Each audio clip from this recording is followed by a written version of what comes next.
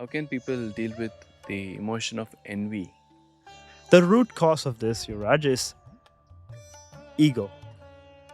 There are four types of ego. Not many people know about this. In Yoga Sutra, it's mentioned clearly there are four types of ego: Vishesha, Avisesha, Linga, Alinga. Vishesha translates to feeling special. There is no man that's more beautiful than I am. Avisesha is, oh, I'm so poor, I'm so lonely. Just by being low, I'm getting attention, and that's giving me a high. So Avishesha is that. Third form of ego is Linga. My daughter is an engineer. They makes them think that they are the engineer. Okay, it happens very commonly. Alinga is, oh, we come from a refugee family or refugee community. We've really struggled so hard in the war. They literally beg, help us. But when you look at them, they're sound. Their body is functional. Legs are working, hands are working. They're too busy for the next 3, 4, 5, 6 decades worrying about a war that happened 40 years ago. How do I know this? Because I came from a war-torn country. I was born in a war-torn country. He started life from scratch. But I know people who are still thinking about a war that happened 40 years ago and have not moved on. That is Alinga. A lot of times, for a lot of people, when they are facing a problem in their life, whether it's a relationship, financial problems, health issues, they if they're not able to solve it by themselves and they don't have the resources, they end up obsessing over that problem so much that they lose a lot of energy doing that.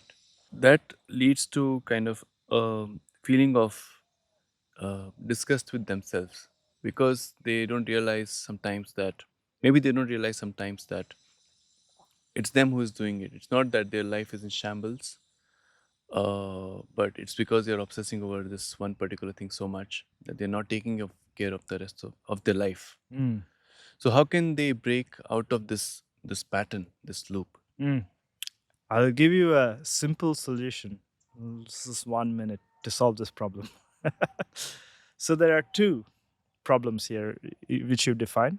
Two categories of problems. Either the problem is outside of them or the problem is inside of them. I'll talk about how it feels on the inside. I am not good enough. I am not worthy of anyone's love. I don't think I have the ability to do this. I'm useless. This is a chatter that keeps repeat. It keeps playing on repeat in your mind over and over and over and over from the time you wake up till the time you go to bed. And one of the root causes of depression and anxiety and all those type of things. But it's all happening internally. It's no one is saying anything in your external world. It's all happening internally. You are doing it. You're creating this for yourself. The solution for that is, if it's internal, take a deep breath in. Hold your breath in.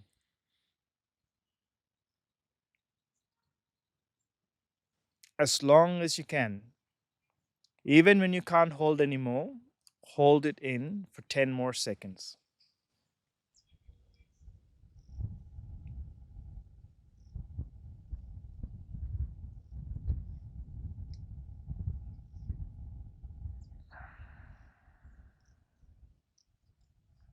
I challenge you, there is nothing for you to worry about right now internally.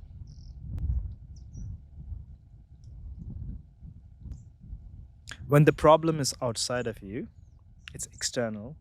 What is my partner thinking about me? I don't think he thinks anything great about me. He thinks that I'm ugly. My parents think that I'm useless. My boss thinks I'm good for nothing. I'm incapable of doing anything. All these are external. If it's external, the solution is quite simple.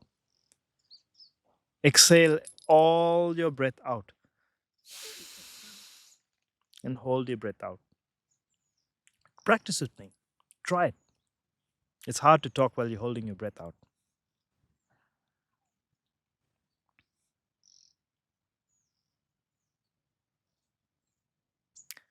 And when you think you can't hold no more, Hold for 10 more seconds, 10 counts quietly in your mind.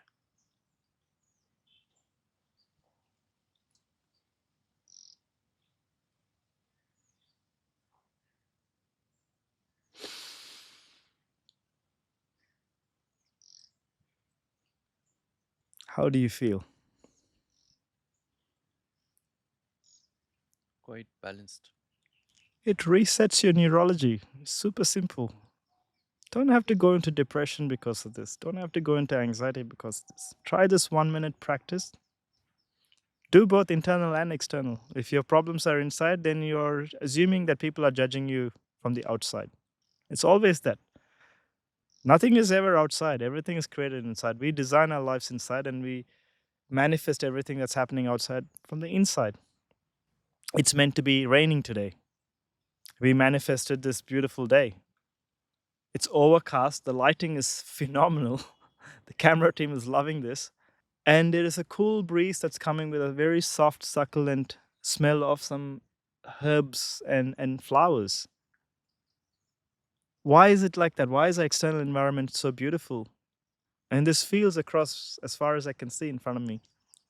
It's beautiful because the internal world is beautiful. It's showing up so beautiful that the manifestation of this being on the external world is showing up in the same way. And this is what a Siddha does. He's just constantly creating beautiful things. You can do the same. You have that power. Practice this breath. Clear off all the things that's slowing you down from doing what great things you come into this planet to do. Start attending to those things. Create a timeline. Improve your communication. Come learn a practice with us. Become great, become better, and do something amazing. Rather than sitting back in your couch and eating potato chips and watching Netflix all night and scrolling on your phone and having sleepless nights till 2 a.m. and drinking beer and waking up feeling groggy, tired, exhausted.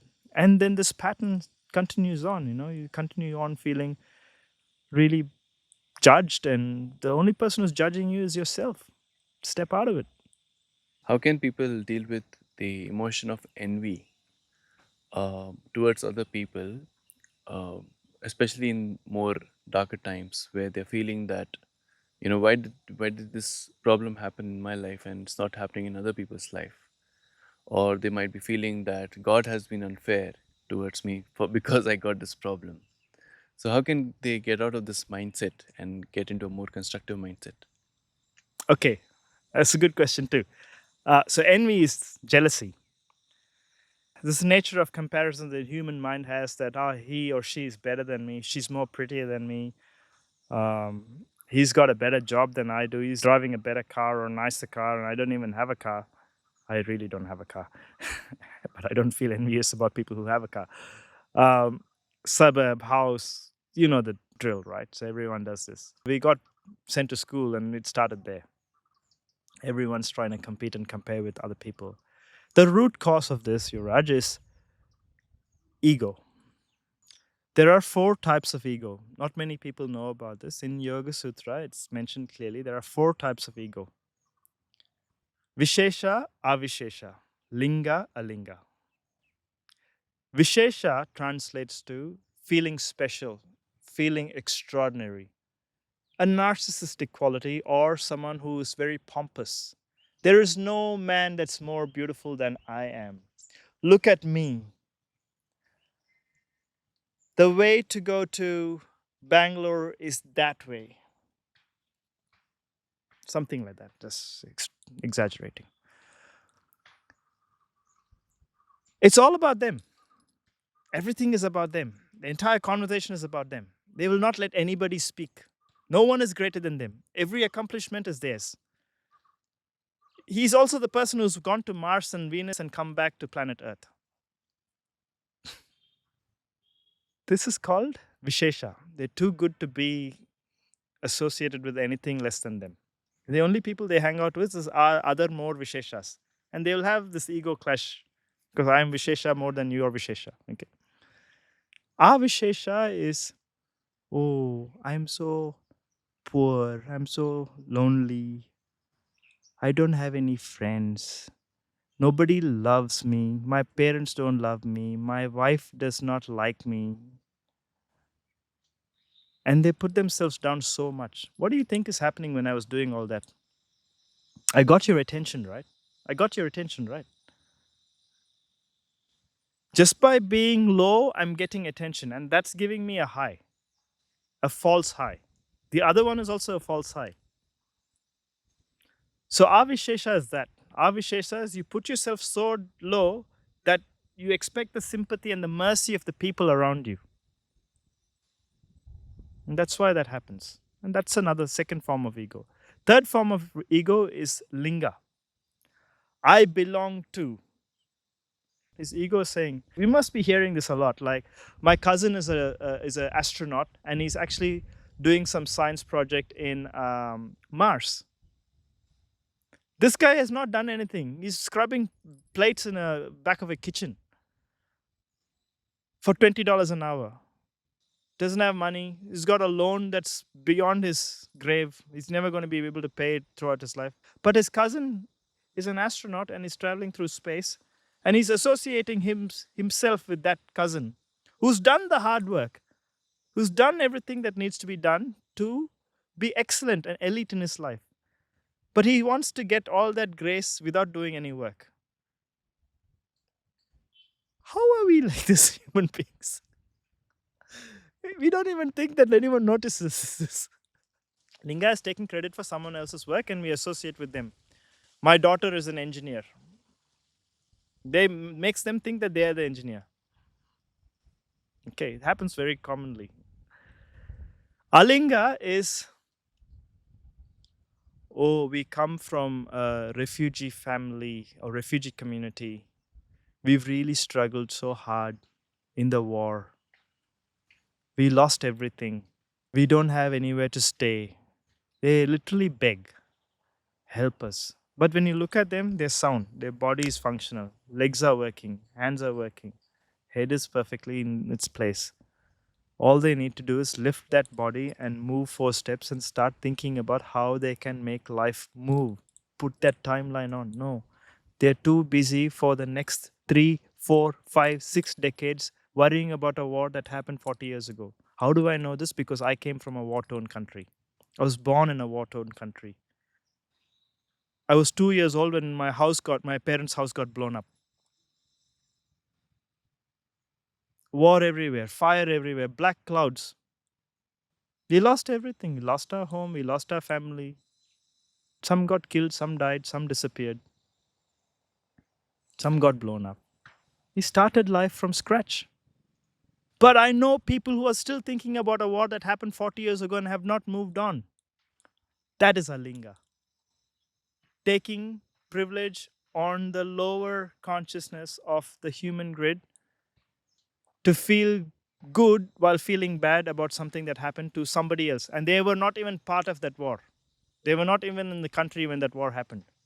But they're feeling sad about what happened to their people and taking credit, feeling sad credit, not the good credit. Yes, sad credit. That's Alinga. So the question that you asked is revolving around these 4 types of ego. And comparison, if they're comparing from a guy who's Vishesha and he's comparing with someone who's equally or more rich than him, he's thinking that, he's driving a Ferrari. I need to go one up. I'll buy a Maserati or a Lamborghini. Envy, jealousy. And they keep doing this rubbish. And in the lower consciousness equation also, they do the same rubbish. How can he be more sad than me? I'm gonna become even more sad. How do I become even more sad? I'm gonna go and break up with my girlfriend or boyfriend. Yeah, usually it happens the other way around, but it happens both sides. It's a complicated world that we live in. It happens both sides.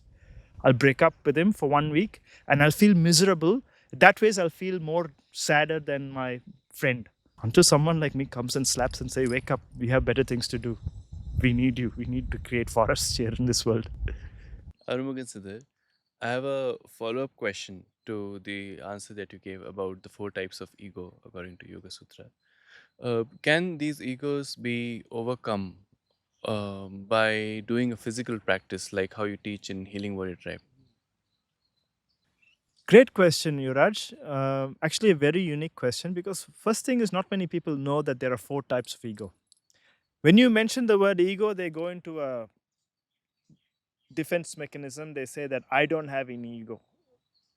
And that is ego. If they say I don't have any ego, that is ego, which means they have ego. Okay.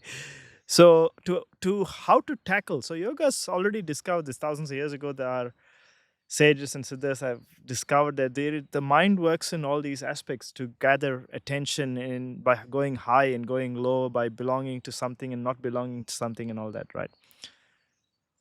When you drop into a healing warrior art and you belong to a tribe, what happens is the first things that we teach.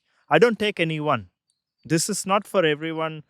I'm very careful with who I take into the tribe. So don't think you're watching this podcast and makes you qualified to come and join the Healing Warrior tribe. There is a qualifying ground there. Okay. One needs to have respect. There are attributes one needs to have to even enter the Healing Warrior tribe. One needs to have respect.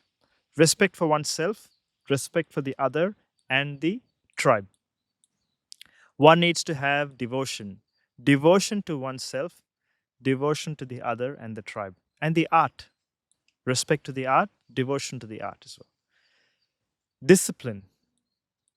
Discipline is spirituality. Without discipline, no one can achieve anything. This is a yoga from the Siddhas, which is a yoga of accomplishment. To accomplish something, you need to have discipline. So, discipline needs to be there. The fourth thing, which I don't ask of when they're joining, but the fourth thing that naturally happens in the years I've been teaching, I've noticed humility. They cultivate humility while they're training their body. None of us in the tribe walk around thinking that they're greater than the other. They're all super humble. They have the strength of a horse, but they don't show up like as if they're going to run over someone or beat someone up. They show up humble in society, in their communities. Naturally, when the body is in balance and the 72,000 nadis, nerves are flowing with energy, you become a divine being. The cosmic energy is flowing through this body. That's how we start our practice. We start our practice by looking up into the sky and drawing the energy into our crown. And from there, we draw the energy into our third eye, seeking guidance of the Divine Father. From there, we draw the energy into the throat, seeking guidance from the divine teachers of the cosmos. Then we draw that energy further, making a pool of energy into the heart center, which is the discovery of Devam within self. Devam is God, divine, universe, however you want to describe God in your own way. So when you are in tune with all this, there is no space for ego there because you are running as a divine being, operating as a divine being. You belong, you become, you are part of the five elements. The five elements is not showing off to the other elements. It's a dance. It's merely a dance, and that's what you show up as. And you don't even have to try it. It's happening as you are training. The body is assimilating and changing its frequency to the cosmic frequency. So you talked about discipline, Armughan and Siddhar. Mm-hmm. Uh, why do people fail to show up, or why do people get distracted on their healing journey? Could you please shed some light on this? Fail to show up. You said it, distraction. That's why they fail to show up. They always think that something is more greater than what they're doing for themselves. I have to be somewhere. I don't have time.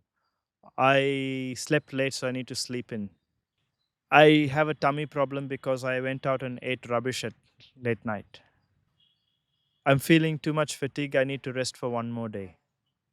And that one day, it starts one day, but then they rest for 1 week, and then they feel terrible that they're not showing up. And then they go into this earlier, what we were talking about, this self sabotaging attitude of never recovering from that. It's a spiral down. And this is how it happens. It's purely a distraction. And you know why people have these distractions? Because they don't want to do the work to show up for themselves and do that work of becoming a better human, a better being, an empowered being, an elite being. It takes work, and the work is not hard. 1 hour a day is all it's required. But that 1 hour is too much for them.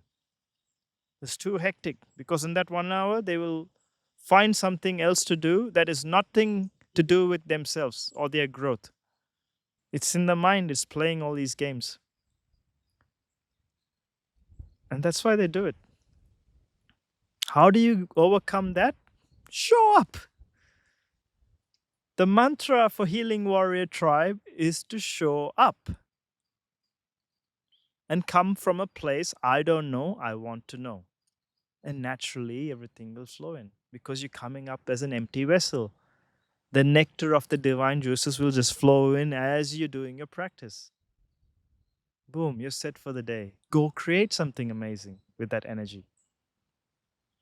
And when you do it consecutively every single day, I have a student, when she was wanting to join the tribe, she didn't want to join because we train 6 days a week. She got overwhelmed by this 6 days a week training. I don't know if I'm cut out to be having this warrior lifestyle.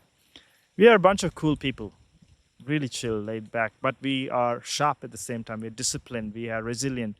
We have all the characteristics of the warrior, but we don't come as hardcore. We are humble, simple, loving, kind, compassionate beings. And that is what a true warrior's quality is. And I told her, don't worry about 6 days a week. You can easily do it. And do what you can do. Do what your body allows you to do. Don't beat your body up. You can't make your body into a warrior body in one day. This is all I said.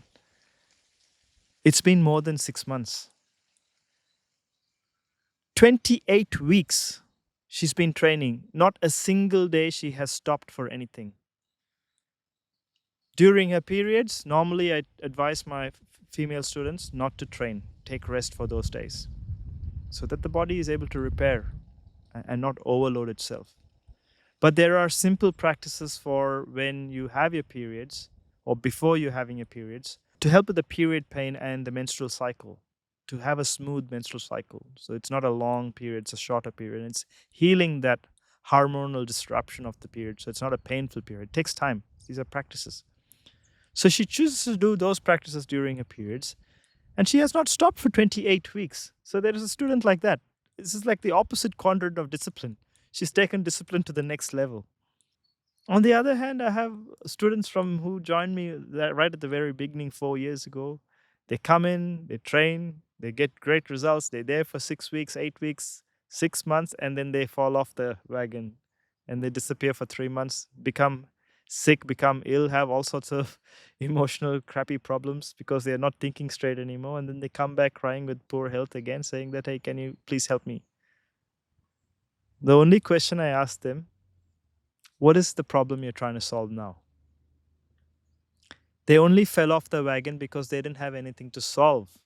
They didn't have anything on their timeline, so they took it for granted. Discipline fell off the wagon, so did their practice, so did their health. And time becomes oblivious there because you're not using that time to the best of your ability.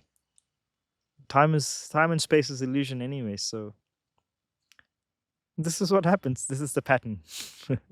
A bit of an inside story of what happens in the tribe. The current tribe is so powerful and compacted that they're so vibrant. I feel so inspired to constantly create new and interesting and exciting things to give them fresh food of knowledge, techniques, arts, inspire them, to guide them. I guide them to direct them in a way. What is that they can do with this, all this energy that they've cultivated in the body, and how can they show up in the real world, in their reality? There is a student called Cindy. She started 2 startup companies, reduced the number of days that she goes to work for a corporate company, and started 2 companies on her own. Bhavya Satyamurthy started her own, quit her job, corporate job, and started her own startup company. She's got a branding agency going and it's doing pretty well. Neringa started her own company, travels around the world.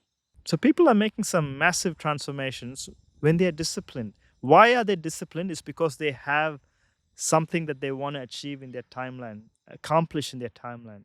This is the yoga of accomplishment. Siddha yoga is a yoga of accomplishment, and this is what we are practicing. This is what we are learning. And I hope you get some valuable insights of these experiences and the people who've transformed their lives and done something amazing, and that inspires you to transform your life and do something amazing. How can people who want to learn from you or want to join Healing Warrior Tribe, how can they go about it? How can they contact you for this? Great. Only contact me if you have a problem that you want to solve or problems you want to solve. I'm not going to solve your problem. I'll train you to solve your own problem, right? If you don't have purpose and meaning that you want to create in your life, this is not for you. You will be that person who lose discipline and motivation and fall off the wagon. But if you have problems that you want to solve, if you want to help other people solve their problems, if you have a purpose and meaning in your life, please, I welcome you. I welcome you to the Healing Warrior Tribe. Reach out on my Instagram page, healing.warrior.tribe. You'll find my Insta handle on the description below of this video. Send me a direct message, DM me there, and I will respond back to you with an invitation. I wish you all the best, and may you have a prosperous and a beautiful journey ahead. Thank you. Thank you, Arumugasiddhar. Thank you, Raj. Om Namah Shivaya. Om Namah Shivaya.